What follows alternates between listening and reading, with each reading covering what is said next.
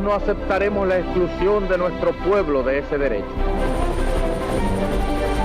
Mr. Gorbachev, tear down this wall.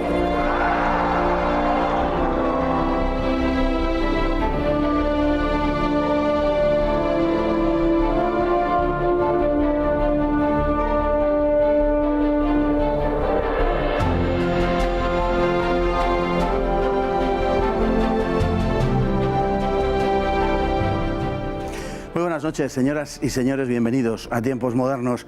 Entre 1976 y 1983 se instauró en Argentina un régimen militar que pretendió responder a las acciones de una extrema izquierda revolucionaria dedicada a sembrar el caos en el país.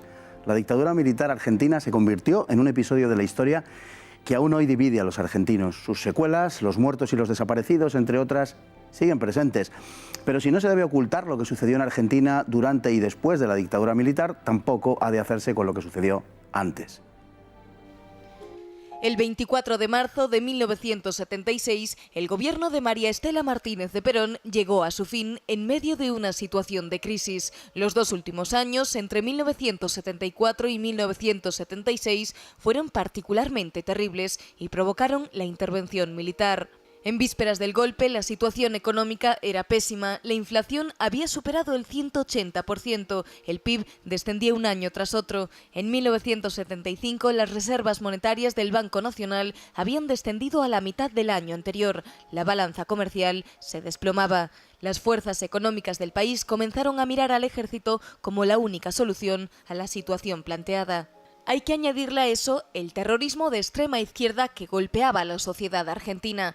Los Montoneros y el ERP, una banda marxista-leninista de inspiración guevariana, produjeron cientos de muertos, desestabilizando peligrosamente la autoridad de todo el país y supusieron un factor de primera magnitud a la hora de explicar el golpe, algo que sus autores utilizarían para justificarlo.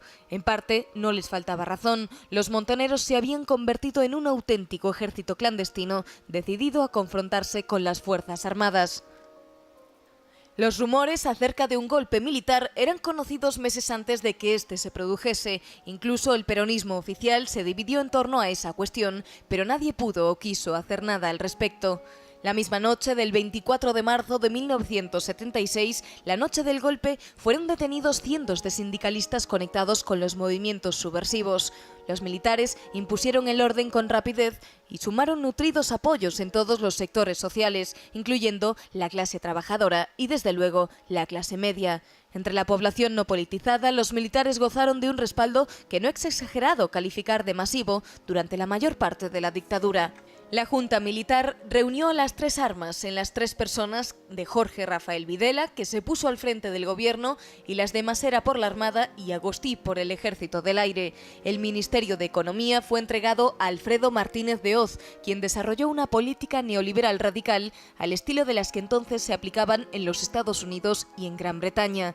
Otras esferas de la vida pública fueron también entregadas a organizaciones civiles, pero todo ello fue dirigido desde una óptica muy afín a la Escuela de Chicago y sus supuestos económicos. Se ha discutido hasta qué punto el golpe de Estado militar estuvo impulsado por los Estados Unidos en el marco de la Operación Cóndor. El régimen militar, declaradamente anticomunista, sin embargo, no ilegalizó al Partido Comunista y, aún más, mantuvo unas excelentes relaciones con la Unión Soviética que les produjo abundantes beneficios económicos. Pero Argentina entró a formar parte del conjunto de países sudamericanos en manos de dictaduras militares en el marco de los planes estadounidenses diseñados por el secretario de Estado Henry Kissinger. La dictadura comenzó a desmoronarse tras la Guerra de las Malvinas, entre abril y junio de 1982, con la que todo se precipitó. En un año y medio el régimen se agotó y en diciembre de 1983 la dictadura dio paso al gobierno de Alfonsín, inaugurando una nueva etapa de la historia argentina. Tenemos a don Eduardo Fort esta noche para hablar con nosotros de precisamente este episodio. Ya le conocen ustedes seguramente porque estuvo anteriormente hablando del peronismo y hoy nos va a hablar de la dictadura argentina. Muy buenas noches, don Eduardo. Buenas noches. Bueno, tendremos que explicar en primer lugar, antes de entrar en juicios de valor y esas cosas que tanto se estilan hoy, en explicar por qué se produce la dictadura militar y por qué, sobre todo, es acogida con un enorme júbilo por grandes partes de la población argentina, de un modo que hoy incluso se admite que fue mayoritario. Sí, conviene tener en cuenta un dato histórico. En el siglo XX hubo en la Argentina 6 golpes de Estado. Este es el sexto, el del 76. Antes hubo en el 30, 43, 55, 62 y 66. La población, lo dice la gente que vivió esas épocas, la población veía a los militares como una salida habitual. Quiero decir, estaba normalizado que cuando un gobierno se salía de cauce, en el sentido que fuera, y a interpretación de las Fuerzas Armadas, era inmediatamente relevado por el ejército, que lo que hacía era reconducir la situación durante 1, 2, 3 años y convocar elecciones nuevamente. Lo que nadie podía saber es que el golpe de Estado del 76, que no por nada se autodenomina proceso de reorganización nacional, apunta a cambiar de base las estructuras políticas del país para no caer en lo que ellos sostenían que era la decadencia habitual formada por sindicatos, partidos políticos, etc. Y claro, es importante señalar que el periodo que va del 73, la vuelta de la democracia, al 76, el nuevo golpe de Estado, está marcado por una inestabilidad social y económica permanente. Extrema, casi podemos decir. Los militares utilizaron la situación generada para eliminar toda disidencia.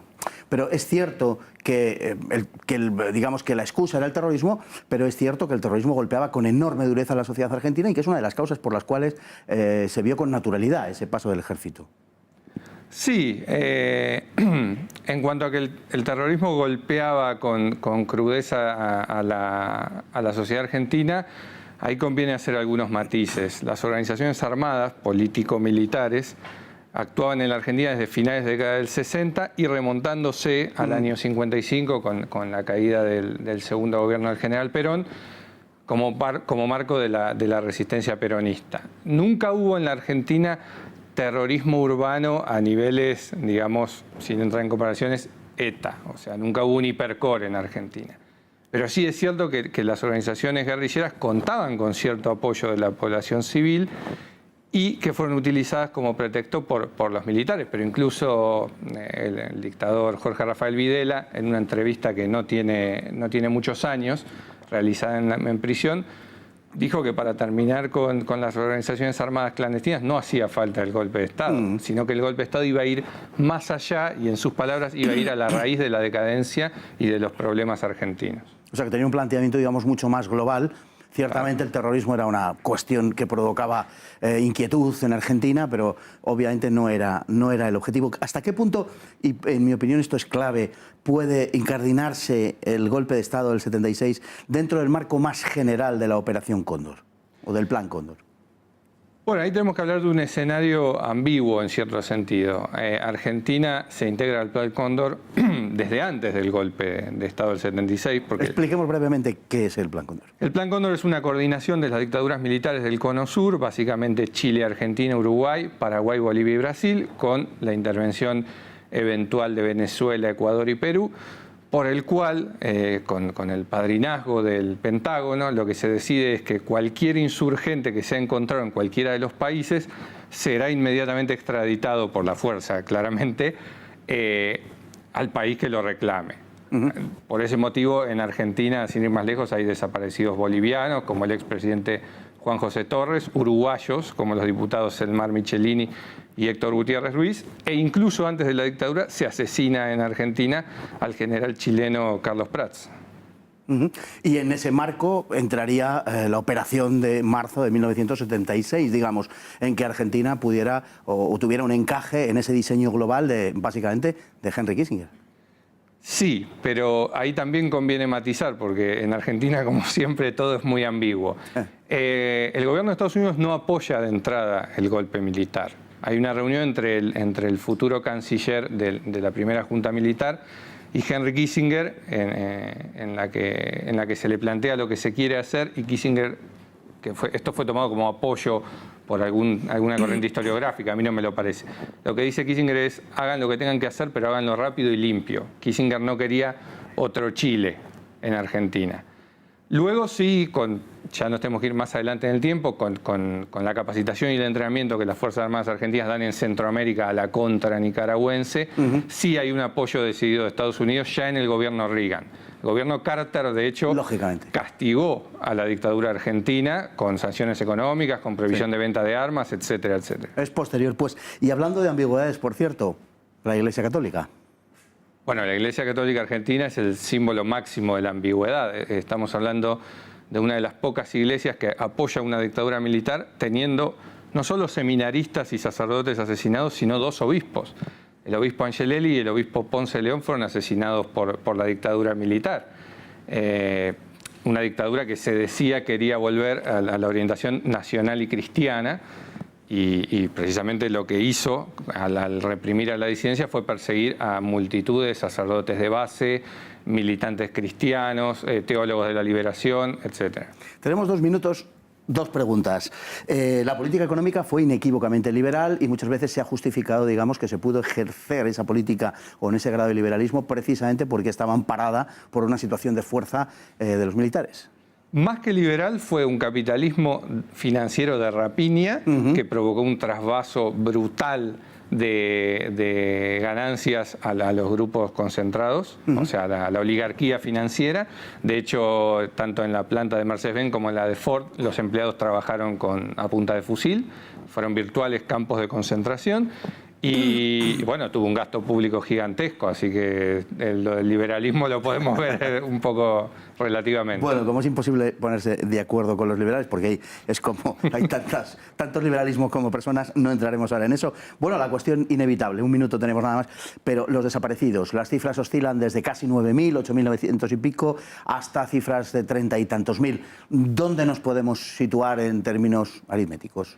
Bueno, la cuestión de los desaparecidos en cuanto a la cantidad, yo creo que ya es insoluble. La Comisión Nacional por la Desaparición de Personas certifica 8.960 desaparecidos. 8.960.